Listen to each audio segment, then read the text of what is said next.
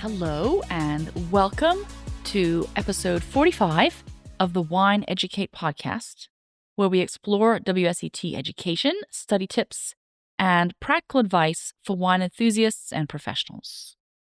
All right, so we're entering our summer series, and on Tuesdays we're doing the Taste This series, and on Thursdays we're going to stick to some WSET questions.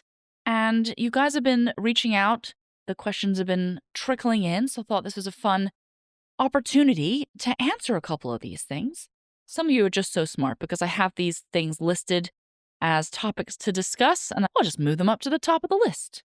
So Christine in Bergen, Norway, is doing her level 3 online with us, and she reached out asking about aroma kits. So we just did an episode about the tasting kits. Those are the ones with the actual wine in it. Aroma kits are different in that it's not wine, but it is little containers that are supposed to smell like certain aromas. I think probably the most common one that we see is the Nez du Vin, and it's in that gorgeous red box. They're a lot of fun. So I'm going to talk about those a little bit, talk about the pros and cons, and get into these aroma kits. No doubt these are useful tools. They're great. They come in different sizes and different themes. So I believe the smallest one has just 6, and the largest one, the granddaddy, has 54. I have 2 of them in front of me right now. I've got the really large one. It's actually Nancy's. It's not mine. But Nancy's kind, and so she's left it here at the shop. So if you are local and want to play around with this kit, Nancy's very gracious and is letting us play around with it. So come in and see what it's all about. And then I have another one. I completely forgot that I had this aroma kit. It kind of looks like a book, and it was up on the bookcase, and I was looking at the books and thinking about something else, and it caught my eye, and I thought, oh, I totally forgot that I had the Nez du Vin for oak aromas. Very cool. So I have these 2 to draw reference from. Nancy got hers about a year or so ago. This one that I have that has the oak aromas, it is old. I forgot about it. I forgot I even had it.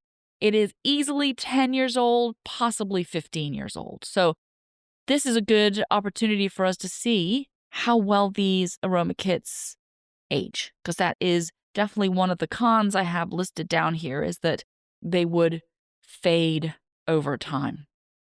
So looking at these 2 aroma kits I have in front of me, the large one is fairly new, and it's certainly in good shape.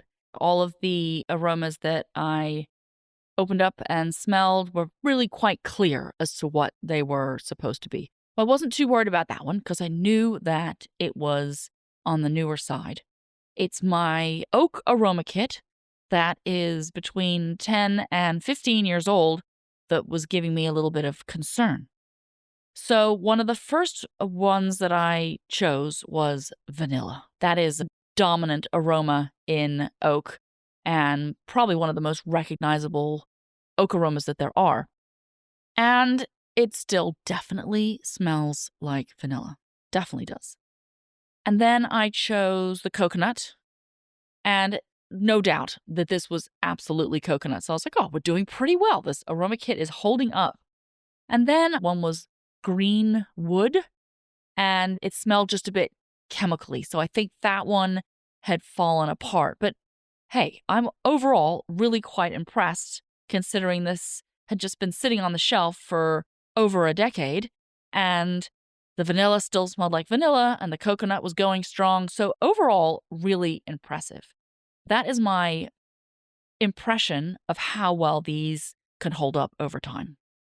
They are absolutely gorgeous. The packaging, they slide out of a box, and inside, it's one of these things you do a little mini gasp when you open one. All these beautiful little glass bottles, and each glass bottle has a number, and that corresponds to a different aroma. And then they also have cards inside to help flesh out these aromas, like you get apple and which wines would smell like apple and so on and so forth. They were created by a French sommelier, Jean Lenoir, and they're really highly regarded globally. They are pretty popular. And one thing that I just learned is they don't just do them for wine. They now have one for cheese and whiskey. So all kinds of fun things. Cons. There's not many cons. I have to say the big one really is just that they're expensive. And they are expensive. They are really beautiful. They're fun to have. They are useful for students. But unfortunately, they do cost a pretty penny. So I would say if you really have to have one, this is a Christmas gift, right? Put it on your list. Or perhaps share one with some friends because you'll be studying together, using it together. There's some games that you can play, some aroma games. So maybe you want to do that, chip in and get one to share. But here's what I'm going to say is that by no means do you have to have this kit. It's lovely to have, but as long as you've got a nose and you can step outside your front door, just smell everything, right? I hear it, you guys say things like, my nose doesn't work. That one, I'm like, your nose definitely works. Or I'm not good at smelling. All of this is not true. This is not true at all. If there was coffee brewing in the next room, you would absolutely say, oh, I smell coffee. There's some bad aromas. I'm trying not to say them because it's gross, but I think you guys know if something really stinky is happening, you absolutely can smell it. Your nose is certainly not broken. You kind of wish it maybe was in those instances. We can smell. We just haven't trained ourselves to pay attention to things, and we have to seek out some things that we don't smell on a daily basis. But I bet you, if you're in your house right now, you go to your refrigerator, you've got things in there that could work. A lemon? Absolutely. We know lemon shows up all the time. Maybe a bell pepper, a green bell pepper.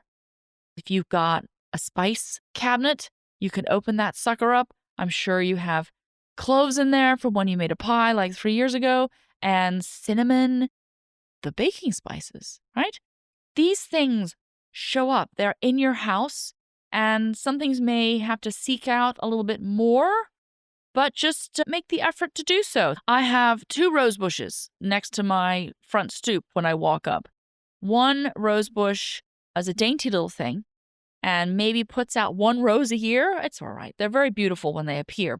And then I have another rose bush on the other side that obviously was bred to make a lot of roses, and now it's become a bit of a Franken rose bush, and it's kind of crazy. It looks like a bit of a monster. Well, when I walk up and there's all these roses on the Franken rose bush, I go and I try to smell them. I don't smell anything. But then that one time a year, my little rose bush on the other side makes a rose. It smells just like a rose should smell. So seek out these things. Floral is particularly difficult, right? Because a lot of these flowers have been bred in order for other attributes, not necessarily their scent. But go to the farmers markets. Literally smell the roses, all right? And make a sensory database for yourself. I don't know if you've watched that show, Drops of God. If you haven't, it's excellent. And I love when the heroine smells and tastes wine. All these things happen, these colors and these emotions, and it's really fantastic. I love the way that's depicted. And I would love it if you guys would start actively smelling things and logging them in your brain. All right, we're doing all sorts of fun tasting things this summer. And all the tasting things I'm talking about on the podcast, I will have the PDFs for in the newsletter. It's really the central hub of all the things. I list the trips there and the upcoming classes and the PDFs from these podcasts. So if you haven't done so already, I encourage you to sign up. You just go to our website, wineeducate.com, and then there's the little green tab that says newsletter sign up. So you can just click that and join up. All right. We have another Taste That on Tuesday. It's going to be really fun. And I will see you guys next week.